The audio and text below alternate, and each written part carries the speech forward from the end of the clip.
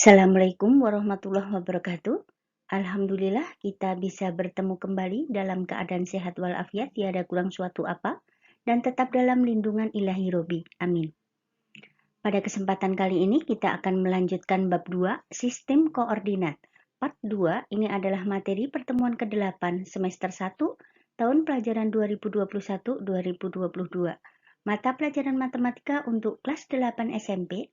Hari ini, Senin, tanggal 30 Agustus 2021. F. Isna membahas tentang materi pelajaran matematika tingkat SD, SMP maupun SMA dengan contoh soal dan pembahasannya dan disertai dengan lembar kerja peserta didik LKPD, diselipin dengan rambu-rambu pengerjaan soal-soalnya agar lebih mudah dipahami oleh siswa. Soal-soal penilaian harian per bab PH, penilaian tengah semester PTS, penilaian akhir semester PAS, penilaian akhir tahun PAT, tryout TO, ujian sekolah US, uji coba, ujian nasional UCUN, dan ujian nasional UN. Tetapi sebelum kita mulai, akan lebih baik jika F. Isna kalian subscribe, like, dan komen terlebih dahulu di kolom komentar. Terima kasih. Posisi titik terhadap titik asal 0,0. Misalkan di sini ada titik A dengan koordinat negatif 4,3. Nah, posisi titik terhadap titik asal negatif 4,3 itu artinya 4 satuan ke kiri dan 3 satuan ke atas. Jadi yang depan adalah X, yang belakang itu Y. Contoh yang kedua B, koordinatnya 5,5. Itu artinya 5 satuan ke kanan dan 5 satuan ke atas. Kemudian titik C, 4,0, artinya 4 satuan ke kanan. Tidak naik dan tidak turun. Itu karena Y-nya sama dengan 0. Kemudian titik yang D, negatif 5, negatif 6. Itu artinya 5 satuan ke kiri dan 6 satuan ke bawah. Oke? Oke, perhatikan posisi titik terhadap titik asal 0,0. Perhatikan gambar yang sebelah kiri. Di situ ada sumbu X yang mendatar dan sumbu Y yang tegak. Nah, di kanan 0 itu adalah positif atau X positif dan di kiri 0 itu adalah X negatif. Nah, kemudian yang naik atau ke atas, di atas 0 itu berarti Y-nya positif dan di bawah 0 itu berarti Y-nya negatif. Nah, akan lebih jelas dengan gambar yang sebelah kanan. Di sana ada kuadran. Kuadran 1 itu adalah di atas sumbu X dan di kanan sumbu Y, itu berarti X-nya positif dan Y-nya positif. Kemudian untuk kuadran kedua, di atas sumbu X tetapi di kiri sumbu Y. Berarti X-nya negatif, Y-nya positif. Nah, kemudian kuadran 3, di bawah sumbu X dan di kiri sumbu Y. Itu artinya kedua-duanya negatif.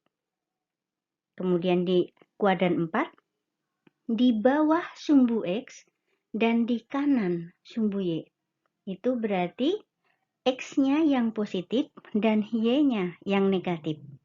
Oke. Posisi titik terhadap titik tertentu A, B. Nah, perhatikan gambar di sebelah. Di sini ada rumah sakit, rumah Sita, rumah Tono, Bundaran Reok, rumah Doni, dan rumah makan. Oke. Jika Bundaran Reok 0,0 dijadikan sebagai titik acuan atau patokan, maka posisi rumah sakit menjadi 2 ke kiri, 4 naik, berarti negatif 2,4. Kemudian yang rumah Tono berarti 1 ke kiri, naik 2, berarti negatif 1,2. Dan rumah makan, perhatikan rumah makan, 3 ke kiri, 2 turun, berarti negatif 3, negatif 2. Kemudian rumah Doni, perhatikan di sana ada 2 ke kanan dan 2 turun, berarti 2, negatif 2. Dan terakhir rumah Sita, 2 ke kanan naik 4, berarti 2,4. Oke, paham? Nah, lalu bagaimana jika posisi rumah yang lain? Nah, kalau si rumah Tono dijadikan sebagai titik acuan atau patokan. Oke, perhatikan denah suatu daerah tersebut. Jika rumah Tono sebagai titik acuannya, kemudian sebagai sumbu X dan sumbu Y-nya adalah garis horizontal atau mendatar dan garis vertikal atau tegak dengan titik pusat rumah Tono.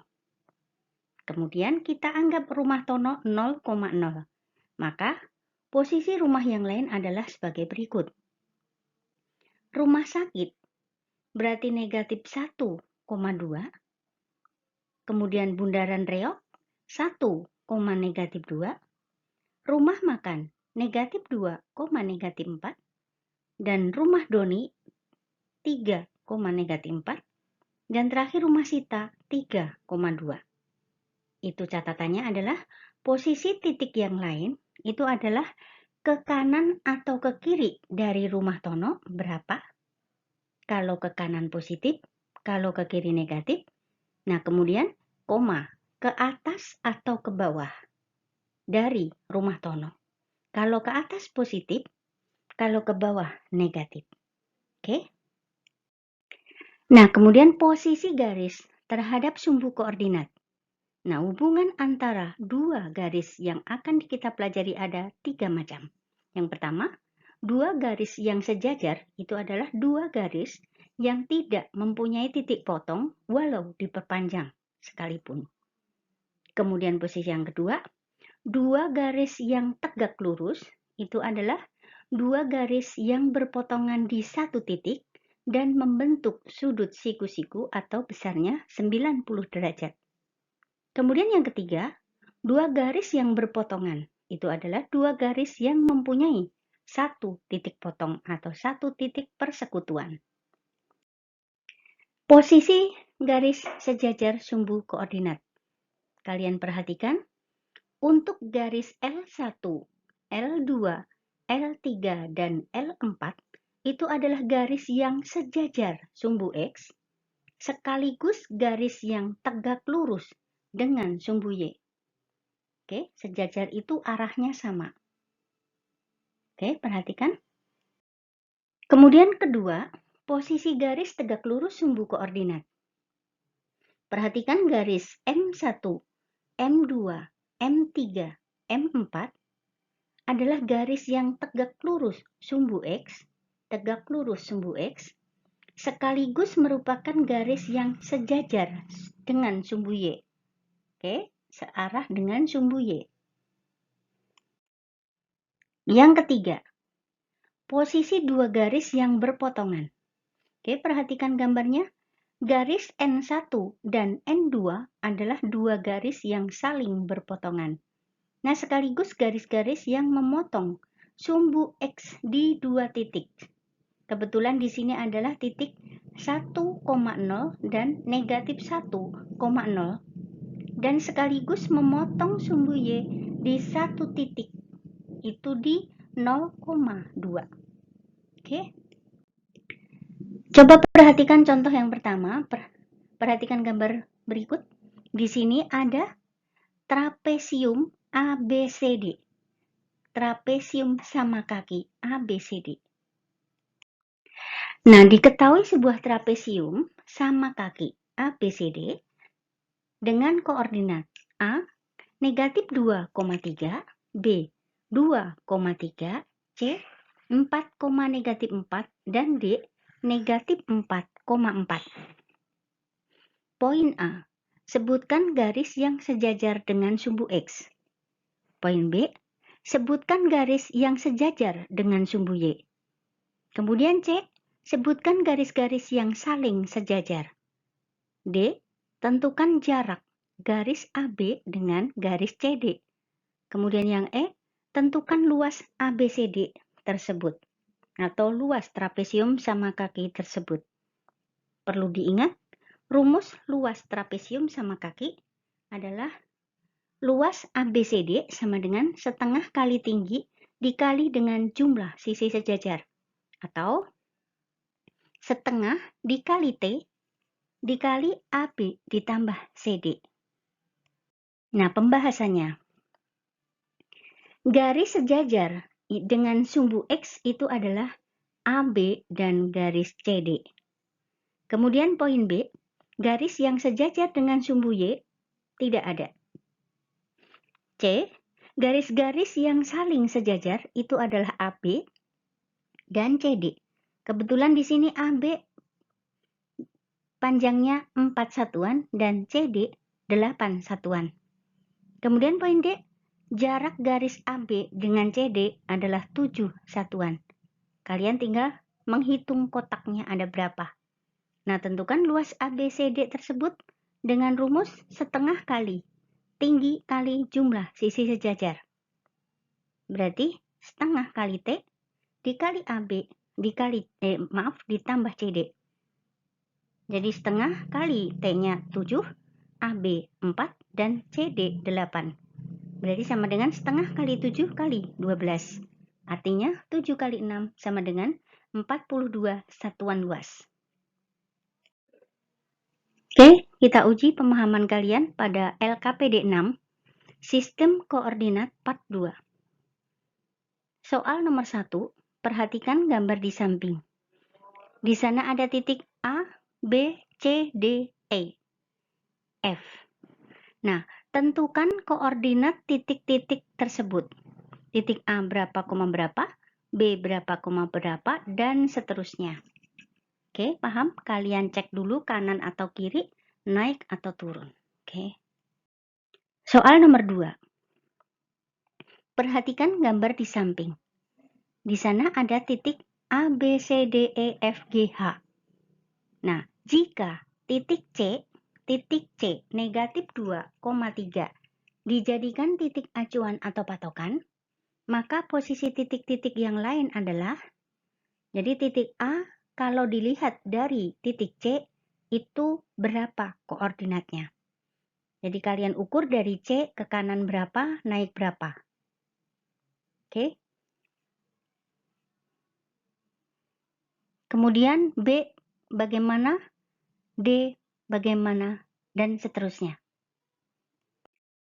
Soal nomor 3, perhatikan gambar di samping. Di sini ada 3 garis mendatar, kemudian garis tegak lurus, dan garis yang miring. Nah, poin A, tentukan kedudukan garis AB, AC, dan BC terhadap sumbu X. Maksudnya garis AB sejajar atau tegak lurus atau berpotongan dengan sumbu X. Kemudian AC-nya bagaimana, BC-nya bagaimana. Nah, kemudian poin B, tentukan kedudukan garis AB, AC, dan BC terhadap sumbu Y. Nah, garis AB apakah sejajar, apakah tegak lurus, dan apakah berpotongan dengan sumbu Y, dan seterusnya. Oke, paham?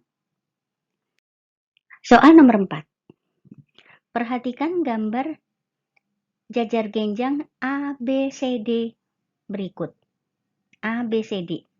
A-nya ada di negatif 6, negatif 2, B-nya di 3, negatif 2, C-nya di 5,3, dan D-nya di negatif 4,3. Nah, diketahui sebuah jajar genjang di atas, yang tadi koordinatnya A negatif 6, negatif 2, B 3, negatif 2, C 5,3, dan D negatif 4,3. Nah, sebutkan garis yang sejajar dengan sumbu X. Kemudian poin B, sebutkan garis yang sejajar dengan sumbu Y. Yang C, sebutkan garis-garis yang saling sejajar. D, tentukan jarak garis AB dengan CD. Dan poin E, tentukan luas ABCD tersebut. Dengan catatan, rumus luas jajar genjang itu adalah alas kali tinggi. Kemudian soal nomor 5. Perhatikan gambar di samping. Sebutkan posisi 2 garis berikut. Apakah sejajar, tegak lurus, atau berpotongan? Antara garis A dan garis B itu sejajar, tegak lurus, atau berpotongan. Kemudian poin B, garis A dengan C, poin C, garis A dengan D, poin D, garis B dengan C, poin E, garis B dengan D, dan poin F, garis C, dan garis D. Soal yang ke-6. Perhatikan gambar trapesium siku-siku ABCD berikut. Diketahui sebuah trapesium sama kaki di atas A 2,5, B 2,2, C 8,2, dan D 6,5. Poin A, sebutkan garis yang sejajar dengan sumbu X. Poin B, sebutkan garis yang sejajar dengan sumbu Y. Poin C, sebutkan garis-garis yang saling sejajar. Poin D, tentukan jarak garis AD dengan BC. Dan poin E, tentukan luas ABCD tersebut. Itu adalah luas trapesium sama kaki tersebut.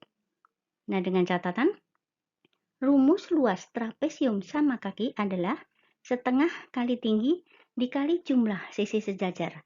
Atau sama dengan setengah dikali T dikali AD ditambah BC. Nah, silahkan kerjakan LKPD 6, Sistem Koordinat Part 2, tulis jawaban kalian di lembaran buku berpetak atau di kertas folio dengan cara penyelesaiannya. Oke, ingat dengan cara penyelesaiannya. Dan kumpulkan langsung di sekolah untuk besok hari Jumat, 3 September 2021 saat jadwal PTMT Matematika. Terima kasih atas perhatiannya, selamat mengerjakan. Sukses buat kalian semua dan jangan lupa supportnya dengan tekan tombol subscribe, like, dan komen di kolom komentar. Oke, terima kasih dan Assalamualaikum warahmatullahi wabarakatuh. Bye-bye.